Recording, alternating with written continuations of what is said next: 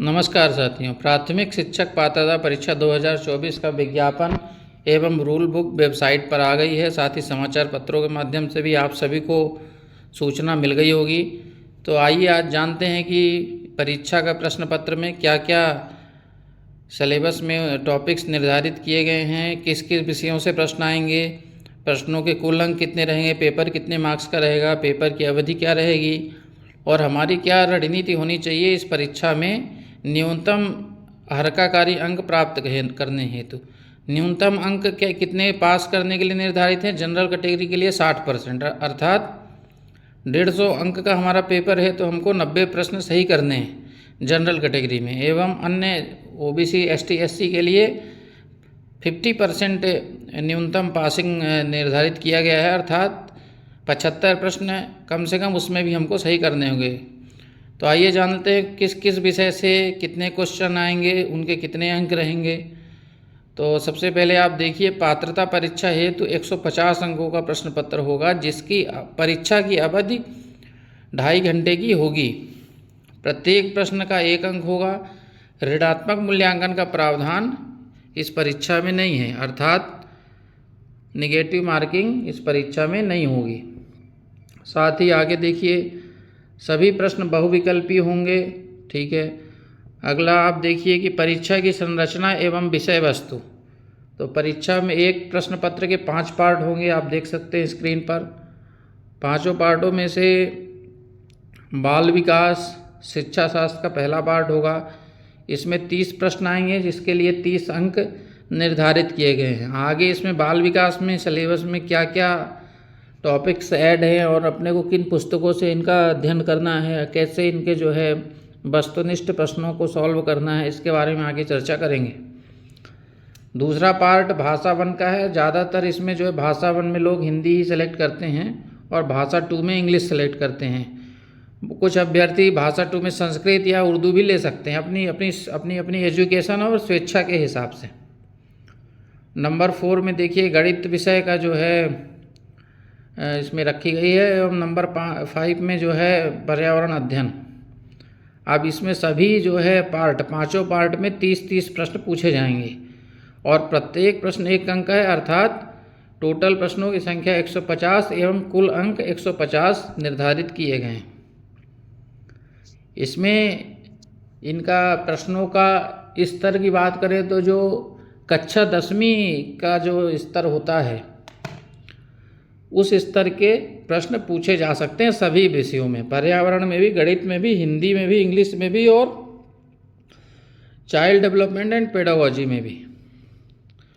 भाषा वन के प्रश्न आवेदन पत्र में चुनी गई भाषा के माध्यम में प्रवाहिता पर आधारित होंगे। भाषा 2 भाषा वन से पृथक होगी। जैसा कि आपको मैंने बताया अभी कि भाषा वन अगर हम हिंदी लेते हैं तो भाषा 2 में हम हिंदी छोड़ के कोई भी भाषा ले सकते हैं, अंग्रेजी, संस्कृत, उर्दू में से कोई भाषा चुन सकते हैं। गणित एवं पर्यावरण अध्ययन के प्रश्न विषय की अवधारणा, समस्या समाधान पर आधारित होंगे। इसमें आप देखिए कॉलम नंबर 6 में सिलेबस के संबंध में दिया गया है। प्रश्न पत्र में प्रश्न मध्य प्रदेश राज्य के कक्षा 1 से 5 के प्रचलित पाठ्यक्रम पाठ्य पुस्तकों के टॉपिक्स पर आधारित होंगे, लेकिन इनका कठिनाई का स्तर एवं संबद्धता हाई स्कूल स्तर तक की हो सकती है। यही मैं आपसे अभी थोड़ी देर पहले कह रहा था कि जो भी प्रश्न पत्र का लेवल होगा वो हाई स्कूल स्तर का हो सकता है। अब विस्तृत पाठ्यक्रम विषय वाइज फिर से एक बार हम लोग देख लेते हैं। विस्तृत पाठ्यक्रम में पहला जो हमारा विषय है बाल विकास एवं शिक्षा शास्त्र है, जिसके 30 प्रश्न निर्धारित किए गए हैं परीक्षा में। इसमें बाल विकास में सामान्यतः बाल विकास की अवधारणा, बाल विकास के सिद्धांत, इसको विकास को प्रभावित करने वाले कारक, इनको आप किसी भी बाल विकास की जनरल जो है बुक से अध्ययन कर सकते हैं। इसमें सबसे महत्वपूर्ण क्या है कि हम जो जैसे बाल विकास में बहुत सी लूसेंट बाल विकास और ऐसे मतलब मार्केट में 100 से 200 रुपये की किताबें आती हैं, एक दो किताबें और अच्छी मैं आपको बता दूंगा थोड़े समय बाद। तो इसमें सबसे महत्वपूर्ण ये है कि हमारा जो शिक्षक पात्रता परीक्षा का पूर्व वर्षों में पेपर हुआ है, जैसे सेंट्रल टीचर एलिजिबिलिटी टेस्ट का भी जो है मॉडल पेपर और उसका सॉल्व पेपर, मॉडल पेपर नहीं सॉल्व पेपर उपलब्ध हो जाता है। तो सॉल्व पेपर में क्या होता है कि इनके मतलब बहुत अच्छे अच्छे प्रश्न बाल विकास के उसमें मिल जाते हैं। तो अगर इसमें क्या कॉन्सेप्ट से अच्छा है कि आप ज़्यादा से ज़्यादा इसमें वस्तुनिष्ठ प्रश्नों को सॉल्व करें। और ये ऑनलाइन यूट्यूब चैनल और इन सब में तो क्या प्रश्न इतने नहीं रहते हैं, लेकिन जो अपना सॉल्व पेपर रहेगा उसमें ये मानिए आपको कम से कम 1500 से 2000 प्रश्न बाल विकास के मिल जाएंगे, जो पिछले करीब 8 साल 10 साल के सभी जो है जितने भी पेपर CTET के हुए हैं उनको उसमें शामिल किया हो। तो उससे क्या होगा कि आपको टॉपिक वाइज कैसे प्रश्न आते हैं बाल विकास में और उनको कैसे सॉल्व करना है, और कई बार तो प्रश्न सेम कॉपी भी कर लिए जाते हैं, तो आपको इसका भी लाभ मिलेगा सॉल्व पेपर सॉल्व करने से। और PEB के माध्यम से भी जो पहले परीक्षाएं हुई हैं शिक्षक पात्रता परीक्षा संबंधित, चाहे वो माध्यमिक शिक्षक हो, चाहे उच्च माध्यमिक हो या प्राथमिक हो, उसमें भी बाल विकास संबंधित कैसे प्रश्न आए हैं, या महिला सुपरवाइजर का पेपर हो, महिला बाल विकास विभाग में सुपरवाइजर की भर्ती होती है, उसमें भी बाल विकास संबंधित प्रश्न, पोषण से संबंधित प्रश्न अक्सर पूछे गए हैं। तो उससे क्या होगा कि बाल विकास में निश्चित तौर पे अगर इस स्तर पे जनरल किसी किताब से अध्ययन करके वस्तुनिष्ठ सॉल्व कर लिए गए तो 30 में से ये मानिए कि 20 से 22 प्रश्न सही करने में कोई कठिनाई नहीं आएगी।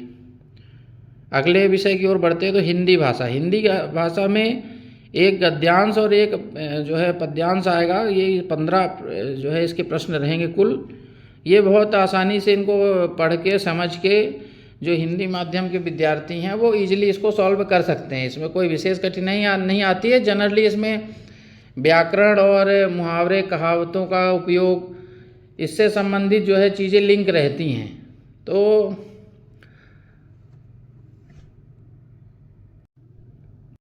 जिसे आसानी से समझकर सॉल्व किया जा सकता है। हिंदी भाषा का जो भाषा 1 का पेपर रहेगा वो बहुत ज़्यादा जो है कठिन नहीं रहता है, लेकिन जनरल जैसे व्याकरण से संबंधित चीज़ें हैं उसको आपको एक बार रिवाइज करना पड़ेगा। अगर आपने नहीं पढ़ा है तो उसको एक बार अच्छे से पढ़ लीजिए।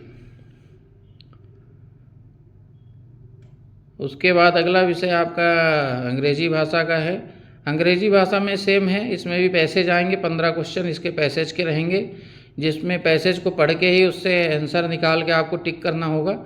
वो भी इजीली आप इसको कर सकते हैं। इसमें इंग्लिश में जो ग्रामर का जो पार्ट होता है उसको थोड़ा सा आपको एक बार पढ़ने की ज़रूरत रहेगी। जैसे डायरेक्ट क्वेश्चन तो नहीं आते, कभी कभी डायरेक्ट भी पूछ सकता है, जैसे वॉइस, नरेशन, प्रीपोजिशन, कंजक्शन, इससे संबंधित जो टॉपिक्स हैं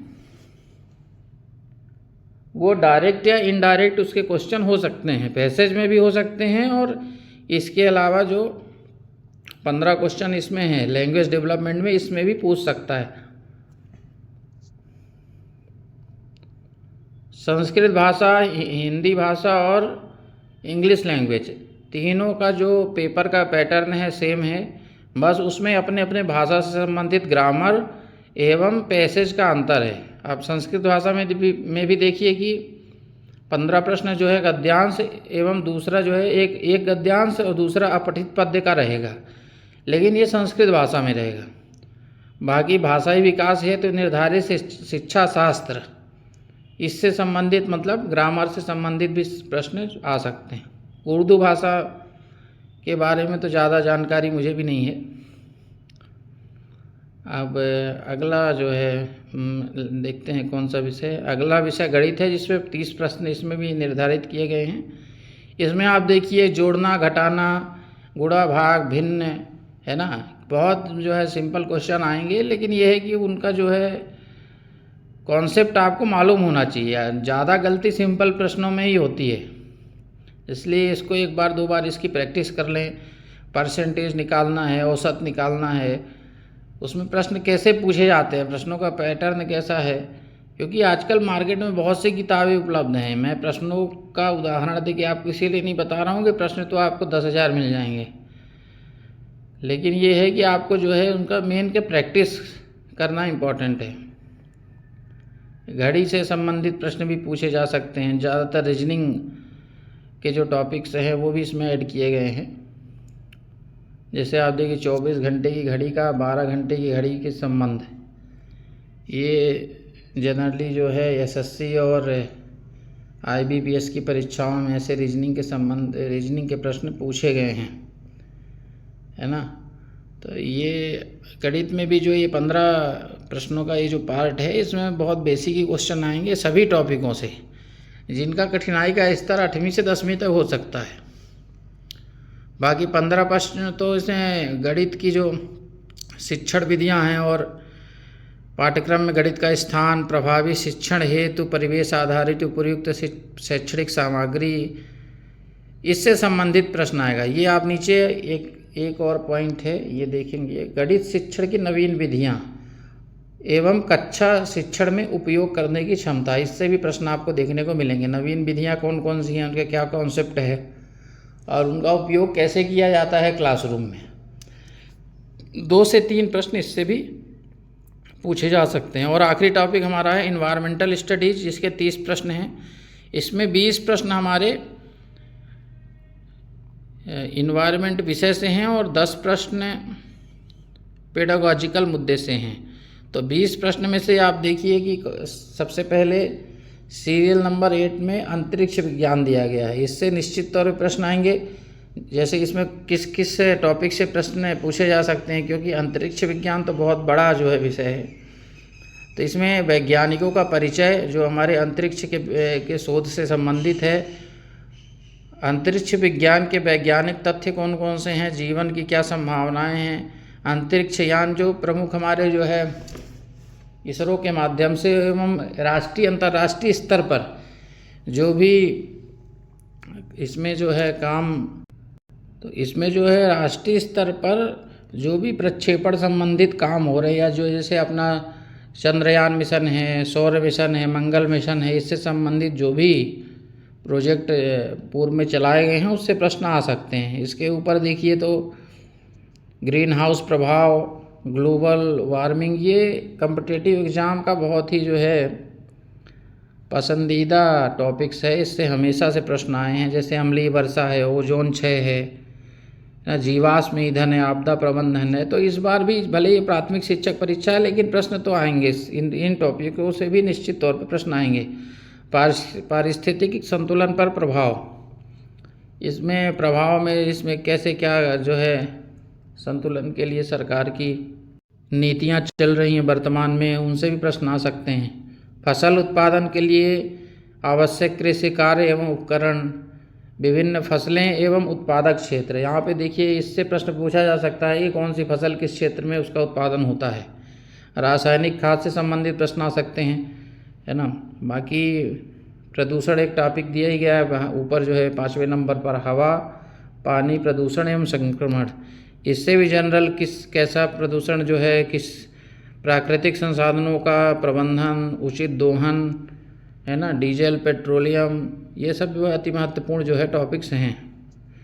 और इनको पढ़ना कोई कठिन नहीं है। ये है कि आप 1-2 दिन इसको जो है पढ़ के आसानी से याद कर सकते हैं। भूकंप, बाढ़, सूखा आदि आपदाओं से सुरक्षा, है ना। तो ये हमारा पर्यावरण का टॉपिक था, जिसमें जो महत्वपूर्ण जो है इसमें टॉपिक्स थे उनको मैंने आपके सामने रखा है। और इससे संबंधित वर्तमान में किताबें कौन कौन सी हैं मार्केट में उपलब्ध और कौन सी किताबें ज़्यादा जो है प्रभावी हैं, इसका एक बार मैंने जो है खुद अध्ययन करके और फिर इसके लिए अलग से एक वीडियो बनाऊंगा, जिसमें आपको सारी जानकारी फिर से उपलब्ध करा दूंगा। अभी चूँकि कई वर्षों बाद ये परीक्षा आई है, तो इसलिए मार्केट में अब तो किताबों का एकदम से मेला लग जाएगा। तो उसमें से उपयोगी कौन सी है, कौन सी हमारे लिए ज़्यादा फ़ायदेमंद है, उसके बारे में चर्चा आगे करेंगे भविष्य में। सभी से एक बार अनुरोध है कि कृपया चैनल को एक बार सब्सक्राइब कर दें, ताकि आने वाले समय में वीडियो आप तक पहुंच सकें। बहुत बहुत धन्यवाद।